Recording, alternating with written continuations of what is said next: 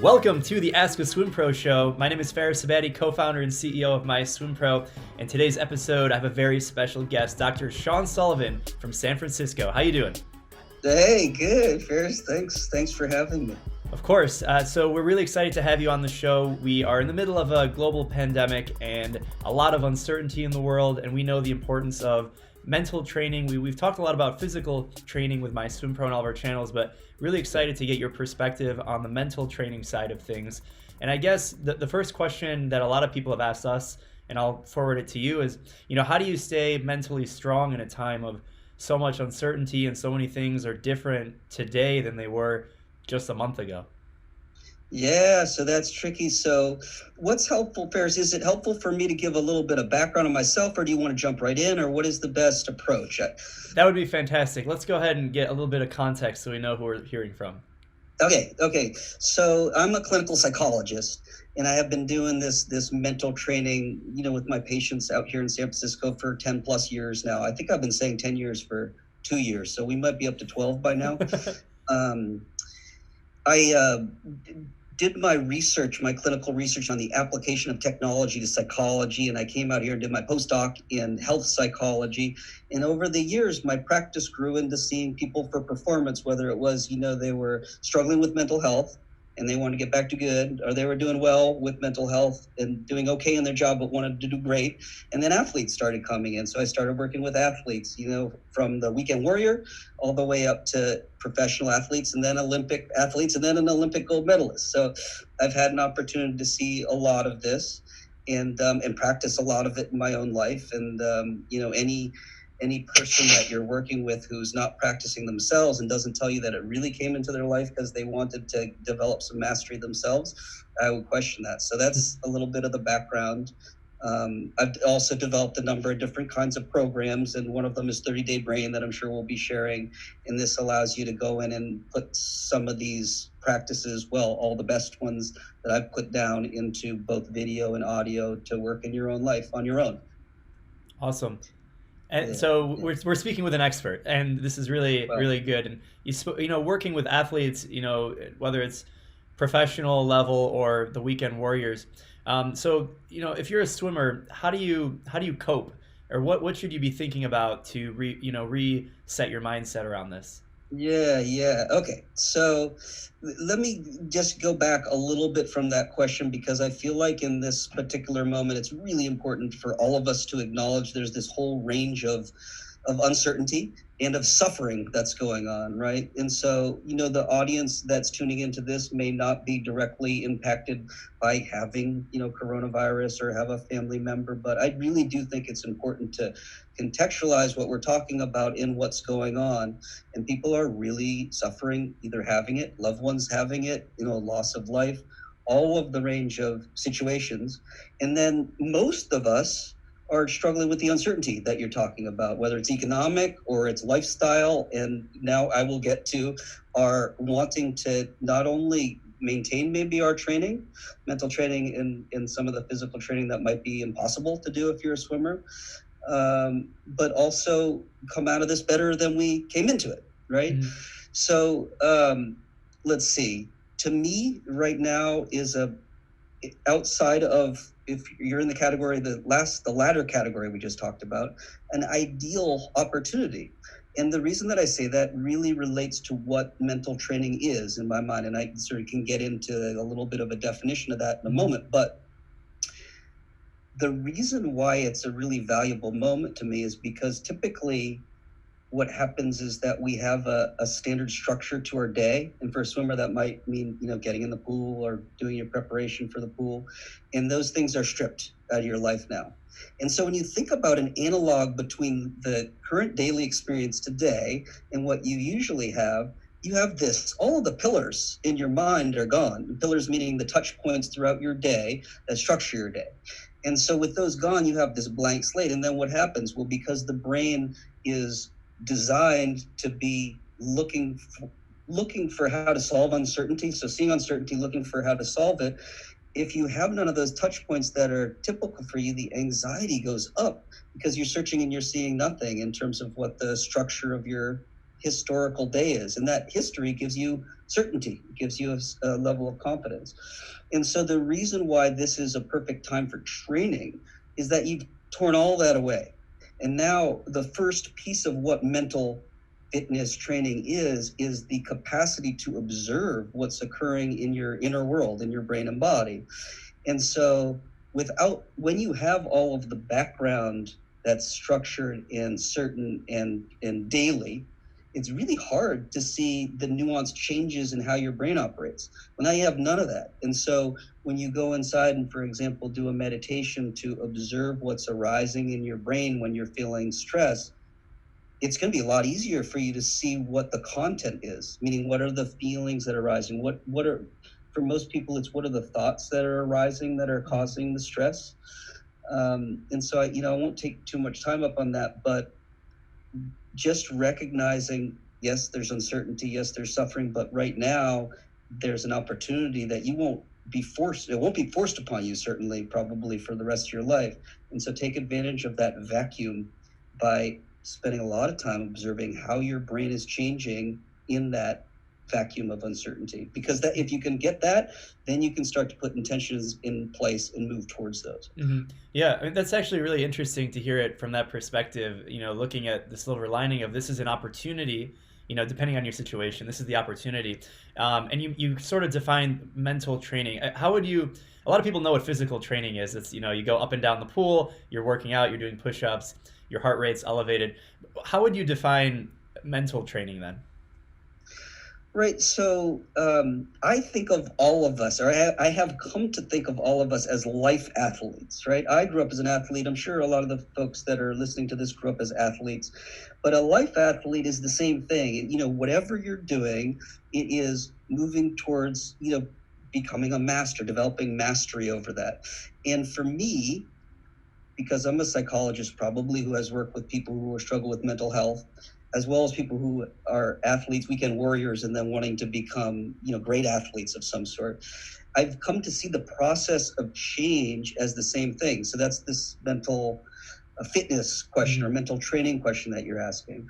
And I think the easiest and sort of most effective way to think about it is to break it down into two parts.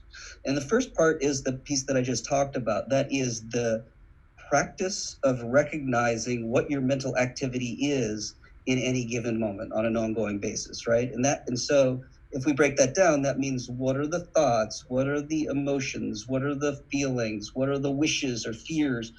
Basically, what's the content that's arising into your mind in each moment? Mm-hmm. And as I said, right now, because all other content has been stripped away, we can get really practiced at observing the content that's arising. So I think of that as step one. And then step two is taking strategic steps to shift your mental activity that you're now getting better at recognizing more into line with your actual intentions, right? Mm-hmm. So, for example, in the case of swimming, that might mean, and you might have to help me out a little bit on this, Fairs, but how are you wanting to feel when you're at the starting line getting into the pool? How do you want to feel when you're coming to an important turn? How do you want to feel when you're coming down the home stretch if you're competing? And if you're just training to, extend your capacity, what are the pieces of that puzzle that you want to be able to, in real time, observe how your emotional life is occurring when you're under stress, which is what training tends to put you under, and shift it intentionally and strategically into a mindset that's actually going to, I can tell you by definition, the science we have behind this is really clear, produce better results if you can make that shift in that moment, because your physiology changes and your capacity to perform is going to change. Mm-hmm. Yeah. What you're describing to me, what we've done on a couple teams I've been on, we do visualization. So, when you're at the swimming pool, you smell the aroma of the chlorine. And if you're visualizing a race, the sound of the starter calling you on the blocks and all of those things. Is this similar to that, or is this deeper on another level? So I would say a component of it is very similar to that. So the first piece, though, even if you want to get great at visualization, mm-hmm. being able to clear your mind of activity is sort of a first step to that, because the more powerful your visualization, the greater the change is going to be inside you, and the more that's going to sustain. And the more it sustains, the greater you're able to recall it when you need it, right? So the first step is really being able to know yourself, know your mind in a vacuum well enough to recognize what are the patterns that arise for you when stress occurs. So, I've worked with a lot of tennis players because I grew up as a tennis player. And an example that I think is probably an analog here is that you show up at the meet or the tournament and you see someone that you've competed against before, and what thoughts come to your mind? It might be, if you haven't done a lot of training, that you're thinking, oh my God, that guy kicked my ass last time. What's going to happen this time? But if you have done the training and you really worked at this, the narrative that occurs inside your brain, based on what you're talking about, having done some of the visualization, but also just really having done the foundational work of knowing yourself, is, hey, I know what happened 6 months ago. This guy doesn't know, or this woman doesn't know what I've been doing in the interim. So let's see what happens this time, because I know how to cope with the situation in an entirely different way than I did last time. And, any athlete who's been doing their craft for a while knows that mental component is a massive percentage of performance. Totally. The mental edge is huge. Can you give maybe some examples, not of specific athletes, of course, but where you've seen the benefits of mental training in athletic performance? I know you mentioned you worked with a lot of professional athletes. Maybe it'd be really interesting to hear some stories of how the positive impact and change over time that you've been able to help foster. Yeah, so it runs the whole gamut. What comes to mind is I work with one guy who was, a top level competitive sort of regional tennis player. And what we developed for him through doing the work together, actually the work that is in that 30daybrain.com program, is a process that builds you a 3-minute narrative that you can read to yourself and hopefully eventually sort of memorize, so you can bring yourself into that peak performance state.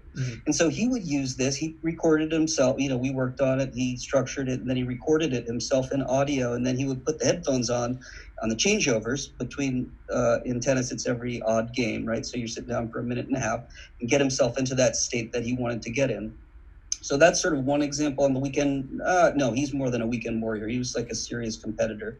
But then if you move up to a guy I work with, David Winton, who's talked about a little bit on that website too, is an Ironman athlete who came from nothing. I mean, coming in 2000th place one year and then qualifying for the Kona World Championships 2 years later. And, obviously that doesn't happen overnight, and there's enormous amount of physical training that goes into it. But David was a guy that, for me, it hit me so hard how much this mental performance training worked. And I'll say, some people are very natural at it, and some people really need to work at it, just like in the physical aspect of this, but you can learn it. With David, for some reason, it was extremely intuitive and natural to him, and was working in uncanny ways. I'll tell this story. It's almost difficult to believe, but David was imagining before one of his Ironman events that he just would have 6 medals around his neck, 6 gold medals at the end of the event. And we were experimenting a little bit because there weren't 6 events he was competing in. And I thought, this is okay, but it sometimes helps to exaggerate the vision, right, to get to the vision. Well, it turns out that David stood on the podium of that event with 6 gold medals around his neck. And one of them was because his teammates had voted for him as the most supportive teammate in the training leading up to the event. And when I saw that and talked to David about it, we were really both sort of blown away. And it's very emotional to see how much that kind of thinking in the right way and imagining and dreaming and preparing for your goal can come into fruition in your life. David went on, and this is, I think, a really interesting piece of this narrative, to compete in a trial event for the Kona World Championships, which, if you're an Ironman, that's the biggest deal, right? And he came in first in his division, 25 and under, or I think it was 23 to 25, because they have the different age ranges. And he, in just under 10 hours, qualified for Kona. And so we're talking afterwards, and he told me that, I asked him what was the mental training piece that helped the most. And he said, when you're in the last 2 hours of an Ironman, Your folks know what Ironman is in general, right? This is The a pain game. You're at the marathon. Let's just say for someone great at it, it takes 10 hours. So Yeah. right. So he's in the marathon exactly at this point, because that's the last component, the third component. And he said in the last couple hours when you're running, every time you see shade, all your body wants to do is go sit down. It just get that. Doesn't matter if you're winning or losing. That's all your body wants to happen. And he said that happened to him repetitively. And because he had done the training, he knew that that was going to come to him, and he had prepared a shift, a very intentional strategic shift out of that. So he kept bringing his body out of that, bringing his body out of it. And here's another last piece of this. He's standing waiting to get on the podium, and he's standing next to the female athlete in his age division who came in first also, and they're chatting, and he mentioned this to her, and she said exactly the same thing for me. Every time I saw shade, I wanted to go in it. I had done my mental training, and it worked. And so, yeah, every time we get a nugget of sort of real world efficacy like that, it motivates me to tell people, hey, this is a huge component of success. Yeah, that's awesome. So the world is gonna get back to normal, and at some point, whatever that new normal is. So when we're getting back to competitions, and even if it's not competing in a swim meet, it might be just being really consistent towards a goal. 4 times a week, losing weight, whatever it is. What are some ways, is there a nugget or a best tip? And maybe it can be a preview of the 30-day brain training that you alluded to. What's your best tip for something that you can tangibly, think about doing, incorporating into your routine? Okay, so yes, as you said, all of every thing that I've learned, I put down in that program. I think that the most helpful tip to begin to incorporate this into your life and sort of contextualize it in your life is every morning when you wake up. It can be tricky for some people, but you can do it. Before you open your eyes, you wake up, right? And if you take that moment to observe what are the first thoughts that come into your mind, you're going to notice a pattern if you do that for a little while. And for some people, it's like, I'm going to get up and kick ass today, and I got to get my coffee and let's get going. And for other people, and probably particularly right now, right, it is, oh, geez, like another difficult day I got to grind through. And so if you begin to notice that, you are beginning, I think, the most important part of the brain training, our mental fitness training, which is coming to become aware of what's going through your mind. If you started that at the beginning of the day, even if you don't do anything else, what's happening is that you've now brought an awareness of what's going through your mind into your conscious mind instead of just sort of having it unconscious or subconscious. And once you've done that, then your brain is forced to cope with it. And if it's something that it doesn't like, then, it's going to tend to see what it can do to make changes. But the first step is bringing it into conscious awareness. Mm-hmm. Yeah, I love it. So when you're in bed, you wake up, don't open your eyes, keep your eyes closed, and have that self-awareness. And I guess, how long do you think it'll take to start to become more aware, if you can follow that? Right. So, I don't mean to overly hit on the 30-day brain programs, but the point of the 30 days, we actually started out with 21 days because that's, some of the research shows it takes 21 days to build a habit. And then we extended it to 30 because really that research is, well, it depends what the habit is, right? If you want to drink a glass of water every day, it can take X amount of time. And if you want to become an Olympic athlete, it's going to take Y amount of time. Right. But I would say if you do that habitually for a couple weeks, you're going to start to notice that even if you forget to do it sometimes, it'll come back. And beginning to build this into your life is, to me, that's the most valuable thing, is start to build the habits. And, as we increase knowledge around how to manage our emotional lives, everything becomes impacted. So, yeah, a couple weeks. That's not a scientific answer, but sure, just from experience. Yeah, and the importance of building habit. And you mentioned the 30-day brain training, so we'll link that in the description of the video. So make sure you check that out if you're interested. I think really it's free. It's free for 30 days. We should tell people. Okay. Yeah, so check it out. Linked in the description. The importance of mental training as well as physical training. I guess, do you have any last minute tips for the fans that are watching about how they can take their mental fitness and mental training to the next level? One of the things that's come up for me a lot in this experience, which is it's a unique time, right? I even noticed the first few days didn't notice much, and then days 3 through 9, I was noticing, wow, my body is really responding differently. I don't see a lot going on in the outer world that's changed. I'm still doing my workouts, but my body is changing. And so it's a unique time. So we talked about at the beginning, recognizing that and the uncertainty. And so what I would say is, given that it's a unique time, recognize it could be a month, a couple months, whatever it is. I would say start to develop an intention about how you want to come out of this, right? You're going to come out, better or worse or the same. And for a lot of us, this is a reset, right? I don't, if you're 25, maybe it's your quarter life reset. If you're 50, it might be your half life reset. Whatever it is for you, say, I have a forced opportunity to redefine or clearly define how I want to live the rest of my life. And I talked about the second half of mental fitness is being very intentional and strategic about how you want your experience to be. And so I would just say, get clear on your definitions on that. And that's not one time. That is, you start, you get it, and then each day, you can iterate. It's an ongoing process, but make the most of this opportunity that way would be my suggestion. That's what I'm doing. Awesome. Well, Dr. Sean Sullivan, we really thank you for your time and sharing your incredible wisdom with our community. We'll link in the description the 30-day mental training guide, and we wish you the best. Good luck, and we wish everyone stay safe, stay healthy. Absolutely. Yes. Thank you for having me, and good to see you.